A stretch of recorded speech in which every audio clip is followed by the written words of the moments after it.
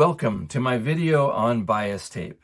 Did you know there's a way to make bias tape without the lines, without the strips, and without the endless folding of fabric? It's true, and I'm going to show you today. This process works on larger pieces of fabric and smaller ones like the fat quarter. But first things first, I want you to know that this is the way that I do it. There are so many people out there that make it in different ways and have great ideas. But I promise you, today you're going to see something that you've never seen before. Now, you can jump around this video, and there'll be a list below on this video where you can move to different parts of it. But I encourage you to watch through the whole thing because, again, you're going to see some things today that you've just not seen before. Now, we're going to cover a few items today, like what is bias tape? What are the types of bias tape? Why do you use bias tape? And all the tools that you may need to make bias tape. So let's get started. So what is bias tape? First of all, the words bias tape and binding are interchangeable. Just so you know, I may say bias tape or binding, they really mean the same thing. But what is bias tape? Well, it is fabric that is shaped into a tape-like piece, very long. Sometimes you need a whole lot, and sometimes you just need a little bit. But it is used to cover over the edges of fabric. For instance, shirts, coats, blouses, pants, quilts. It is nice to have this nice edge on it because underneath here, this is serged, or it could be a raw edge. So you want to apply a nice piece of binding around the edge of your material or project. In this case, like on this quilt, you'll see the binding goes around the corner right here. Now, if this binding was made straight, which I'll show you, when it goes around the corner here, it would probably bunch up. But if it's made on the bias, it goes smoothly around the corner just like this. Now, what is the bias of fabric? So when you take a piece of fabric, you'll see that in the one direction, it is pretty stiff. The other direction, pretty stiff. But on this direction, which is called the bias, you'll see it's very flexible. So if you create your bias tape out of bias strips of material, they'll be good and flexible. So when they go around corners like this, they'll be nice and smooth, and it'll be all set up very nicely for you. So your goal is to make tape on the bias. Now, there are times when you don't need bias tape, but generally around here, we use a lot of bias tape. And that's exactly what I'm going to show you today. What are the different types of bias tape?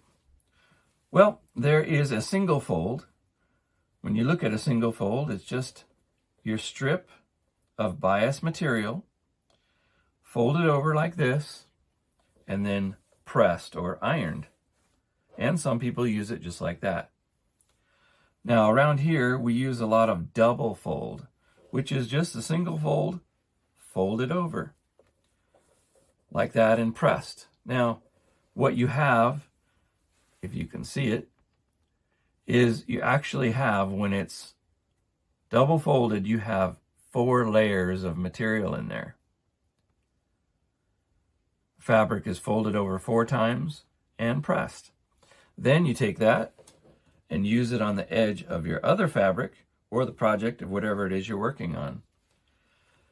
That way it gives you that nice, fine, finished edge. What size binding or bias tape do I need? Well, that is something you will have to figure out, the finished size of bias tape that you need. Whether it's 1/2 inch, 1 inch, 1/4 inch, 3/8 of an inch, many people use different sizes for different reasons. Around here, we mostly use a finished bias tape size of 1/2 inch, which means we'll have to start out with something 4 times bigger. So the way I look at it is 1/2 inch times 4 is 2 inches. So this is 2 inches wide. So I've got to start out with a strip that's 2 inches wide to make a 1/2 inch finished bias tape. For whatever size you need, you'll have to calculate that out as well. Whatever you want to end up with, you just multiply it by 4. So when it comes to putting the bias tape together after you cut the strips, today I'm going to show you a couple of different ways. One, how to use these bias tape makers, and also a really great machine that will help you get it done even faster. Okay, time to start preparing our fabric. Before we get started on that, I just wanted to point out that I use a nice large cutting mat. This one is 36 inches by 48. Nice and big. I can spread things out, cut them. It works great. If you don't have a table that big, I have a smaller table under here. And what I've done is I've taken a piece of plywood that's just a little bit bigger than the 36 by 48, put it on top of the table, and it makes for a really good working surface. So now let's take our fabric. I've got a piece here that's larger than what I want to cut out. And what I want to cut out today to start with is 26 inches by 26 inches. So we're going to make a nice square. Now, part of this is familiar to many of you. It starts out kind of like another process, but ends up differently. Anyway, we need today the 26 by 26 inches. For all you fat quarter lovers, ones that use fat quarters, I do too. They're very easy to purchase and use. We're going to be working on that in an upcoming video, but I want to tell you that the same exact process works on the smaller pieces as well. But to start with, we're going to go with the 26 by 26 inches. You could do 36 by 36 inches as we start out. Certainly this cutting mat is large enough to handle that. All right, so let's talk about rulers real quick before we even start cutting. I've got to tell you, I've seen so many people, and I applaud their effort, but they use just little teeny rulers to make real long marks. I've got an idea for you, and it's what I use. Please, please, please get yourself a big ruler. This one here is 2 inches wide, which is great because sometimes when I just make straight bias tape, I just use this. It's 2 inches wide. And of course, this is 48 inches long, and it's steel. So it flexes a little bit, but very strong and very straight. So I use this one so as to not aggravate myself with little rulers like this. So to get started, all I do is take on my mat, find my corresponding mark, and I'll go through this kind of fast so you don't have to watch me do the whole thing. So I'll just cut this out, 26 by 26.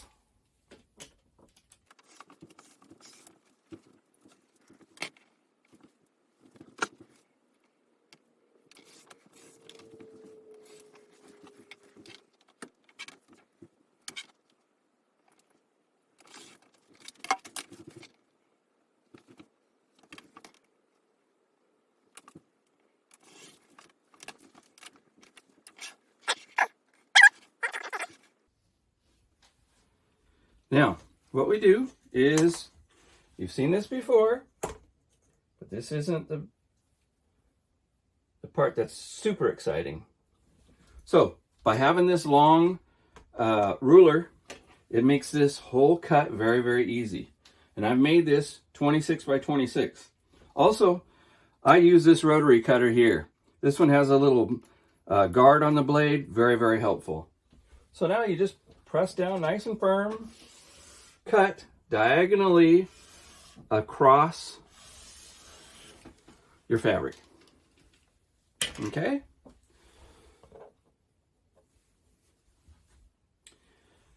Now, we're done with the ruler. You've seen this part probably before, but again, I'm going to take this slow-ish so that everybody can get the idea. Now, very, very easy. I cut it on this diagonal across. Now, all you do is you take this part here, fold it up and over so the right sides are facing each other. Now, I just flip this up a little bit so I can get it close to me, and you can see it as well. Now, I take this and line it up. Now, a lot of people have told me over the years to leave a little ear like this. And like I said before, I was a machinist and I could never figure out what that was for. Now, if you happen to know why you actually need that, I would love to hear from you. Your advice is very important to me. But I do it a little different. I line it up exactly, or very, very close. You know, the material's stretching a little bit, but I try to put them right on the corners. If you've cut this square, there really should not be too much of a reason why they can't match up really well to the corners. And that's what I do. And it's worked out very well. So, at this point, we grab some pins, we pin it. Very, very simple. We just pin it like this. I just do 3, don't need a bunch. When we get over to the sewing machine, I'll show you why. I use pins here and clips later. All right. Very, very simple. Let's go over to the sewing machine, and what we're going to do is we're going to sew about a 1/4 inch down for our seam allowance across here. And then we'll be back here. Okay, here we go. We're going to just sew this with about a 1/4 inch seam allowance. Just put it in there like this. It's pretty standard. Just go ahead, get it started. Take this pin out and keep it going.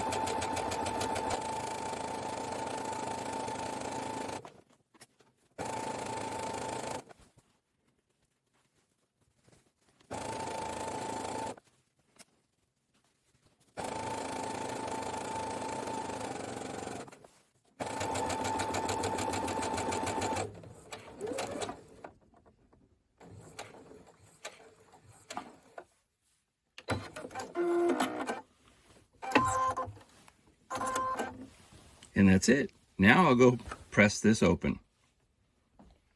Okay, here we've got our fabric, and we're just going to press this seam open. Just like this. I use this Rowenta iron. It is amazing. I've used several other ones, and nothing beats this one that I've seen. I love it. It's a steam iron. I'll show you more about it later on. But for now, we're just going to open up this seam and iron it out. And then we'll go back to the table and get going on the next step. Okay. Our fabric has been sewn together. Our seam has been pressed out. You should have something that looks like this. A piece, 2 pieces that are on diagonal like this. And what I do, and this may look familiar to some, fold it over like this. This is your right side facing up. Fold it like that. Now normally, people with the lines start drawing your lines on this piece. But we're not going to do that. We don't need to do that. So what we're going to do is we're going to position it like this. All right? Now, as I mentioned before, we use 1/2 inch bias tape for the most part. You can use other sizes. That's not a problem. But I need strips that are going to be 2 inches wide, okay? So I've used this ruler that is 2 inches wide. So now we're going to make one simple mark. We're going to take our left side here. To me, it's my left side. We're going to place our 2-inch wide ruler right along this edge. Now I'm going to do this twice. Once at this level here with the camera, and then another time zoomed in a little tighter so you can absolutely see what I'm working on. All right, so here I've lined up the ruler along this edge here. I take my pen or marker, whatever you want, and I just make a small little mark here. You can probably just do a 1/2 inch. I do around 1 inch, not a big deal. But there I just have one little mark. Now at the moment I'm done with this ruler and the pin. Okay, here comes the magic. And I'm going to take this slow so that you can see how to do it. Now, normally, I've seen so many people try to match this up. You take this mark, you put it over here, and go like this. Don't worry about what's going on down here. And then you kind of pinch it together to simulate your 1/4 inch seam allowance. And then you pin it. We don't need to do that. We're going to back up just a little bit here. And remember exactly what we want to do. I use these little clips in this process, and you can too, but it's better for me than using pins. So now, what do I want to do here? What I want to do is join this edge with this edge right here, right? Okay. So I just want to keep track of it so I don't get confused. All I do here is I take and put a clip on this edge just to remind me I'm working with this edge right now. Then I do the same thing with this edge. Very simple. Now I know the 2 edges of fabric that I am working with. Okay? So, all we do, and again, I'm just going to go slow for you. We fold this out like that. Just fold it out. Remember, we're working with this edge and this edge. Now, I rotate it around just like that. Then, I remember, I want this edge and this edge together. So all I do is take it in my hands and put it up like this. I move this around a little bit, but I don't worry about what's going on over here or over here. The main focus is right in here. Okay? So, all we do, now I'm going to take off this clip because I know now these are the 2 pieces that I'm working with. And I look here at this line. Okay? Now, when I did this, I can see it's a hair bit bigger than a 1/4 inch, but it's really not going to matter. But that little ear came from when I pressed open the seam. I take this line right here, and I kind of point it right towards the tip of that. Very, very simple. Line it up like that. All right. Then I take a clip it here, another one here, just for safekeeping. All right. And then I even grab another little clip, and I come over here, and I clip this. So now I've got 3 clips in these 3 points. I'm not going to pin anything. That's it. That's it until we get over to the sewing machine and we start sewing our 1/4 inch seam allowance right through here. So there's nothing else to have to deal with. Do not worry about this. Now, I'm going to do this one more time. Get the camera even closer so you can see it even closer. Okay, let's try it one more time up close. Here, I've got my little mark right here on this. part of the fabric.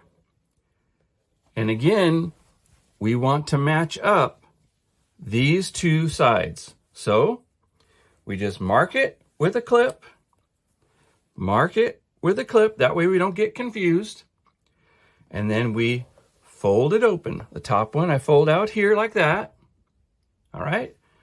Then I turn it around so that this part here is level to me, my eyes. All right. Fold it out. Then I take this part, turn it around here, straighten this out a little bit. Doesn't really matter what's going on down here. Just keep it flattish. Now I know I'm going to be working with these two sides. Take off these clips.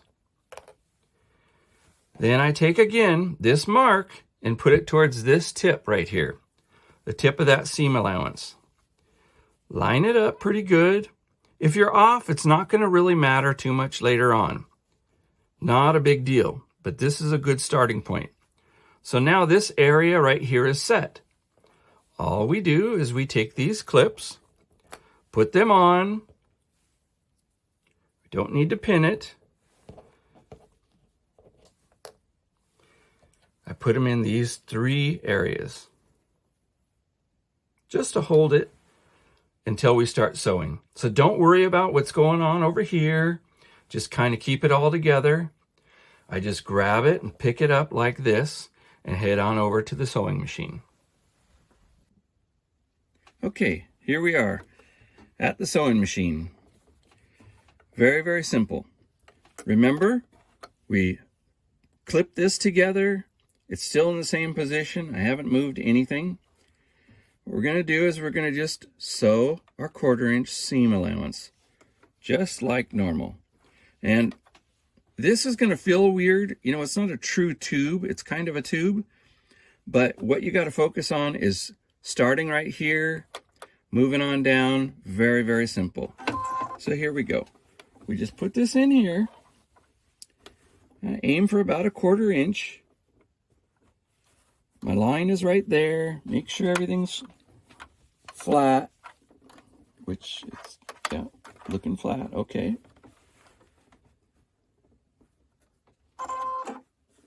All right, there's our line.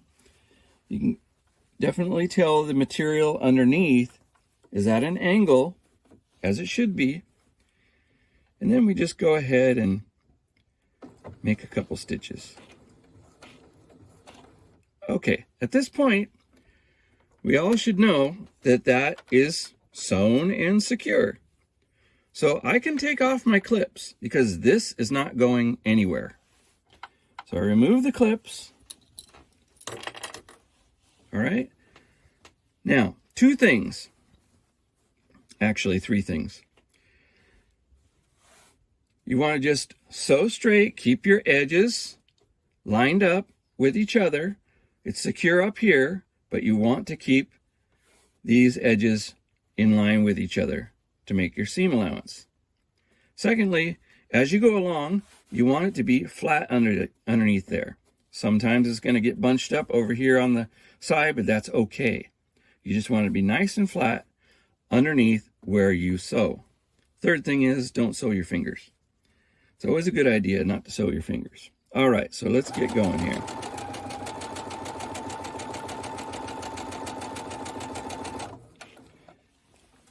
Keep it straight, straighten it out, keep your edges together.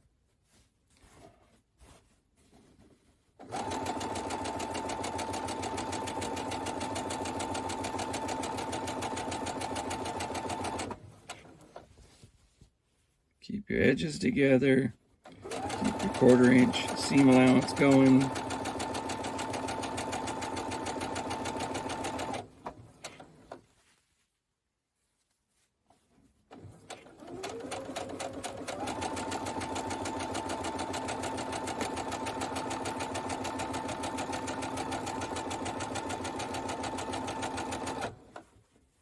Keep your edges together as good as you can. You can see that I'm off a little bit, but it's not going to matter in the end. Don't worry about it too much. Try to keep it about 1/4 inch. And what I do is I take this, hold down this seam and go slow.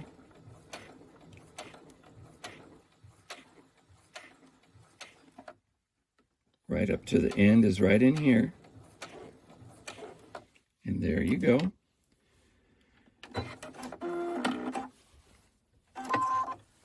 Easy, easy. Now, you're almost ready to go and finish this project. Now, I'm going to go and press open this seam, and I'll meet you back at the table. All right, here we've got our fabric. Our seam has been pressed open. We've got our little 2-inch mark that we've had previously, but you'll notice we don't have any lines. How are we going to cut this? Well, we're not going to cut it with scissors, that's for sure. We're going to cut it in a new special way. Now, as a reminder, please like and subscribe to this channel and hit the little bell if there is one so that you can get notifications on new videos coming up. There are links, of course, to all of the products that we've used in this video and others. So please look those over. We would really appreciate it. So now it's time to get on to cutting this fabric into bias tape. We're going to find that together on the channel under part 2, the second video in this series. I hope to see you there. The fun part is just beginning.